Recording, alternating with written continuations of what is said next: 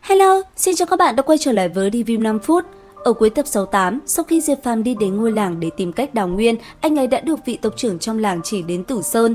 Nhìn ngọn núi trước mắt, Diệp Phàm có cảm giác nơi đây vô cùng bí hiểm. Thế nhưng, anh ấy vẫn cùng vị tộc trưởng kia đi tới đó. Thời gian qua đi, không lâu sau, Diệp Phàm cùng vị tộc trưởng kia dựa theo la bàn đã đi tới được Tử Sơn. Rất nhanh, khi đến đó, chiếc la bàn phát sáng, bàn tay vị lão nhân kia liền phóng ra một đạo ánh sáng về phía trước. Nhất thời, khi ánh sáng phóng ra, những chiếc dây leo quấn quanh cửa động liền thu lại để lộ ra một cái hang rộng lớn. Ngay lập tức, Diệp Phàm cùng vị lão nhân kia cũng liền đi vào bên trong. Sau đó, khi ánh sáng dần hiện lên, Diệp Phàm liền nhìn thấy trước mắt mình là một cái hang động rộng lớn với những cái lông mạch vô cùng kỳ lạ. Tuy nhiên, chưa để Diệp Phàm hết kinh ngạc thì bất chợt một luồng ánh sáng giống như sợi dây đã liền cuốn lấy cơ thể anh ấy và hút về cánh cửa kia. Thấy vậy, Diệp Phàm liền dùng ra miếng cốt thư hòng cắt đứt sợi dây kia. Ở phía dưới, chứng kiến cảnh tượng này, vị lão nhân kia cũng sợ hãi.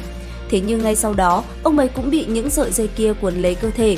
Bởi vậy, Diệp Phàm đã phải lập tức lao tới ứng cứu. Rất nhanh, sau khi phá bỏ sợi dây kia, Diệp Phàm liền xách ông lão lên vai và bỏ trốn. Đáng tiếc, những sợi dây kia lại có quá nhiều. Chính bởi vậy, Diệp Phàm chỉ có thể dùng cốt thư chặt đứt một đoạn phía trước để mở đường bỏ chạy mà thôi.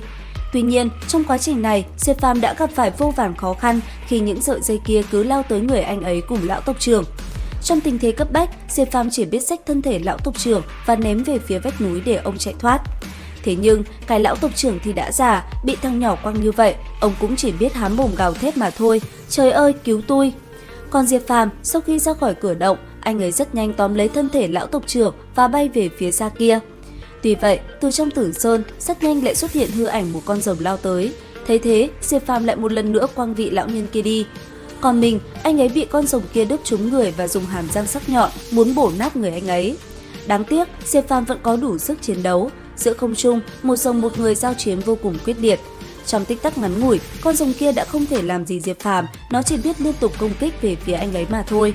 Còn Diệp Phàm, trong một khoảnh khắc ngắn ngủi, anh ấy bất chợt nghĩ ra một kế vô cùng hay ho.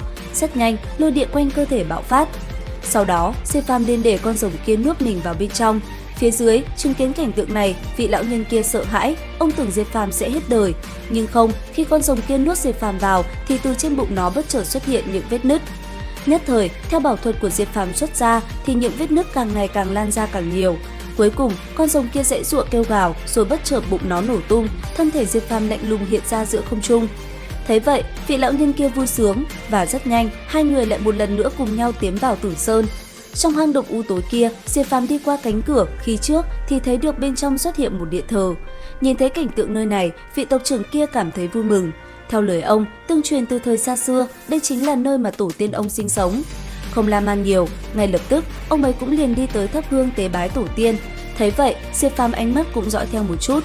Sau một hồi, Diệp Phàm mới dò xét thử nơi này. Anh ấy trong lúc tìm kiếm đã vô tình khởi động và mở ra một cái thông đạo ngầm. Bên trong đó, Diệp Phàm bất ngờ nhìn thấy một nơi sâu thẳm. Ở bên dưới sâu đó chứa một thứ gì đó. Rất nhanh, Diệp Phàm cùng vị lão nhân kia đã liền kéo nó lên. Bất ngờ, khi sợi dây kia được kéo lên thì ở bên dưới nó xuất hiện một cái hòm. Điều này làm cả hai người đều vô cùng kinh ngạc. Đến đây thì hết tập 69 Giả Thiên. Xin chào và hẹn gặp lại các bạn ở những video tiếp theo.